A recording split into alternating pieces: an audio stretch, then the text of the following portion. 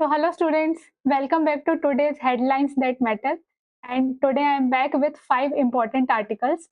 So we shall be discussing these articles in brief, and if you want the detailed discussion of all these articles, so please check our daily newspaper analysis of 2nd of May. So let's start our discussion for these 5 articles. So first topic is related to rise in the prices of commercial LPG cylinders as well as other products. Second article is related to the public healthcare system in India, the status of public healthcare system in India. So basically a particular scheme, that is Ayushman Bharat Yojana, has been discussed and what is the progress of this scheme. Next important article is related to boat capsize in Jabalpur. So recently a very unfortunate incident took place in Jabalpur. So we shall be discussing this article from the disaster management point of view. Next article we will be discussing about the energy security in India. So here we shall be discussing that why still there is dominance of coal in the energy production of India. And finally we shall be discussing about INS Mahendragiri, which has been built under Project 17A. So quickly let's start our discussion. So recently the price of many things have been increased. So first of all, price of commercial LPG cylinders are increased. That means the type of cylinders which are used in the restaurants or for the business purposes. And next, price of 5 kg free trade LPG cylinders have been increased. So these type of cylinders are not being regulated by the government or are not being subsidized by the government. That's why price of commercial LPG cylinders and 5 kg cylinders are increased, because they are market controlled and they cannot be regulated by the government of India. And next, the price of bulk diesel as well as aviation turbine fuel has also been increased, because they are also regulated by the market. But important thing here is that price of the products for the domestic purposes are not being increased. Next important thing is that government has reduced the special additional excise duty on diesel as well as aviation turbine fuel.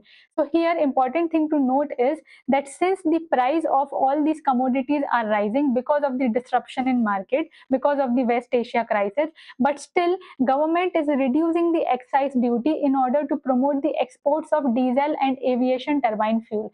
So why this contradiction? Because at one point we have the crunch of all these products, and at other point government is promoting the export of these products. So reason for this is these two things are very different.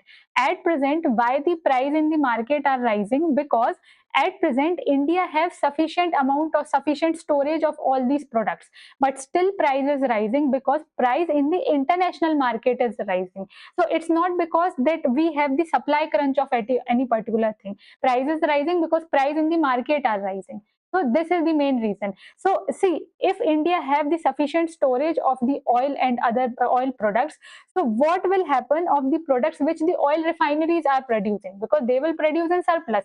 That's why government is saying at present we have sufficient storage, so you can export all the excess oil products which you are producing. So this is the main thing.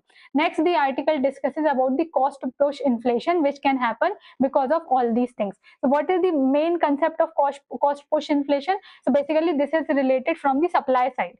So how it can happen? Maybe if the price of input products increases, raw material increase, or the labor charges increase, etc., etc. So these were the basic concepts which are being discussed in the market. Sorry, which are being discussed in the article. Next important article is related to the status of public health sector in India. So basically article is discussing about the progress of Ayushman Bharat Yojana. So article says that this is very good thing that the insurance coverage has been increased in India because of this scheme, but this scheme has not transformed into good public health services. That means you cannot say that good coverage is equal to good public health services in India. Reason for this is that private hospitals, see, private hospitals are all type of hospitals are covered under Ayushman Bharat Yojana, but still private hospitals have many hidden kind of charges, right? Like the charges for test or charges for medicines. And important thing here is whenever the government reimburse a particular hospital under the insurance scheme, that reimbursement is very, very low compared to the market prices. That's why even after being covered under the insurance, out of pocket expenditure is very, very high. Now the article says that there has been the advancement in out of pocket expenditure also, because for the normal services this expenditure has been reduced, but still this expenditure is very, very high for the chronic diseases. Next article discusses about all the diseases. So first thing is the awareness about the diseases has been increased, and more people are going to the hospitals for the treatment. This is very good thing. But second bad thing is that there has been the change in nature of the diseases. Earlier, more and more diseases were the communicable diseases, but now the nature of the diseases is more and more non-communicable. For example, the lifestyle diseases like the diabetes or cancer. So now these are the solutions, that if you want good public health care services, then you must strengthen the public hospitals so that people don't need to depend on the private hospitals, and all the other solutions which you can think of. So these were the basic features of Pradhan Mantri Jan Arogya Yojana. So important thing for you is that the health, what is the health coverage? So basically it has the health coverage of 5 lakh per year per family. Important thing is that there is no restriction in the family, no age restriction or no gender restriction. It covers the entire family, as well as it covers the pre and post hospitalization expenses also. Next article is a very unfortunate incident in the Jabalpur where boat capsize happened. That means a boat completely turned into the water. So because of that, various lives are lost and various persons got missing. Now this raises a very serious question on the governance failure and on the disaster preparedness in India. Because if you want to travel, what are the main important things you must need? First important thing is about the life jacket. The life jacket you must have. Second important thing, all the staff in the crew must be well trained. Third important thing, that you must be well aware about the weather conditions so that navigation can become easy. And finally, you must have the emergency backup. But all these four things were not present in this situation. So see, for the disaster management, if anything is if you want to prepare before the disaster, then you must be very well prepared for that. And if you want to prepare after the disaster, then your rescue operations will be very good. In this situation, the preparedness was very bad. Even if the rescue operations were very good, but then also nothing can happen because lives are already lost.